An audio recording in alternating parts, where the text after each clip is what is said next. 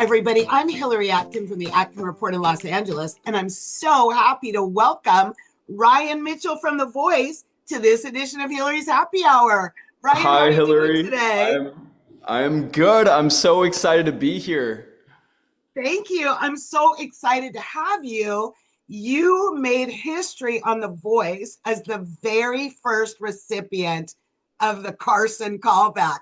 So walk us through what happened after your blind audition of Cage the Elephant's Cigarette Daydreams remarkably did not get any chair turns. Well, I don't think I ever will be able to forget what happened. It was the craziest 24 hours of my life. I was singing Cigarette Daydreams by Cage the Elephant. My dad and grandma were there.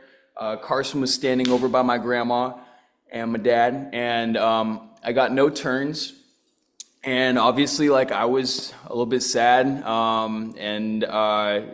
I tried to take that in stride, and I listened to the notes I got from the coaches, and I heard some things about dynamics and about song choice and stuff like that. And I went back to see my dad, give my dad a hug, give my grandma a hug, and Carson's there, and Carson's like, oh, this isn't right, like come with me. And I'm still kind of in the headspace of like, well, like I'm a little bummed out, like, and I'm in disbelief at this point. We're walking into the other room, and Carson's like, for the first time in the history of this show, I'm doing this new thing. It's called the Carson Callback.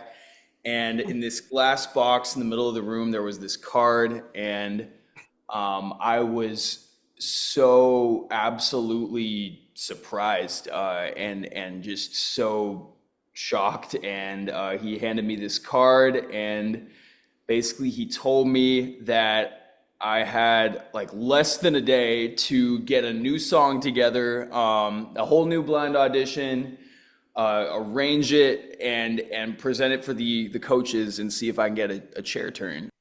Ryan, that is so crazy. You had just less than one day to prepare and come back with Britney Spears' Baby One More Time. So tell me the significance of that song. I love that song. It's actually when you take it apart, it's such like a ballad. It's like it's actually kind of heavy, and I am a rock singer, and also that song, Hit Me Baby One More Time. I'm thinking about the button, like singing from the perspective of the button. I'm like, I just need one turn, so one more time, just somebody hit that button, and I made this arrangement. I tried to lean a little bit into the rock thing.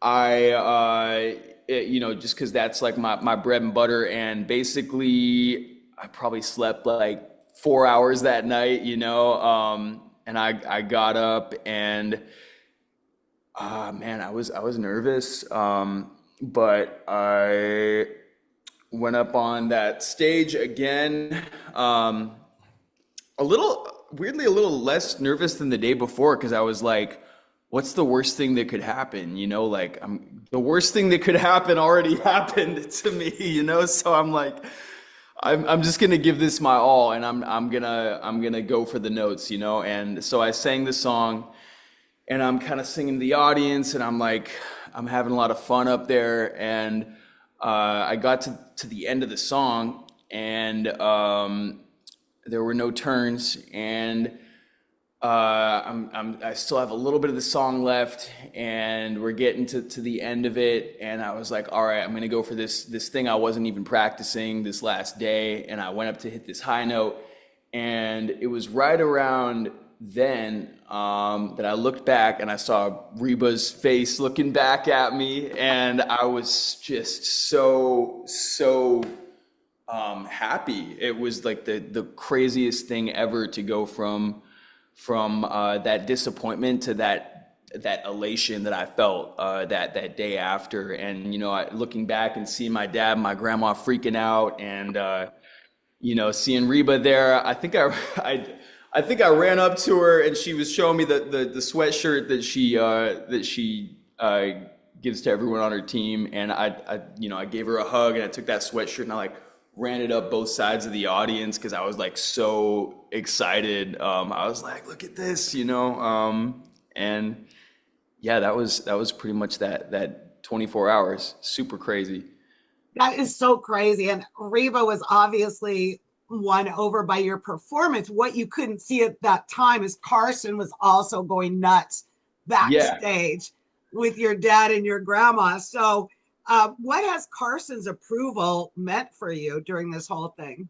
Oh man, I mean Carson is, I mean he's a legend too. Like all these coaches are legends, but Carson is like he like ran MTV like back in the 90s. Like he's like Mr. K-Rock, you know, like he gets all the stuff that I love. And I think that maybe he saw some of that in me, you know, like I love all that like alternative rock, like Muse, Cage the Elephant, the White Stripes, like all that stuff. And I know that's maybe not typically the type of vocal like that I feel like is on this show, but I love to sing, so I'm like, you know, and I love to sing that type of music. And I think Carson heard that Cigarette Daydreams song, and he was like, this is cool, you know, and to have him believe in me in that way, and see me in that way, it really did make me feel like seen. And I'm so grateful to him and to Reba, obviously. But yeah, I kept that whole first day. I was like Team Carson, you know, I was on Team Carson for about 12 hours there for a second. Well, I totally agree with Carson's decision, and I thought your blind was incredible, you know. So, but shifting to now you're on Team Reba, what are you hoping to learn as you become coached by her?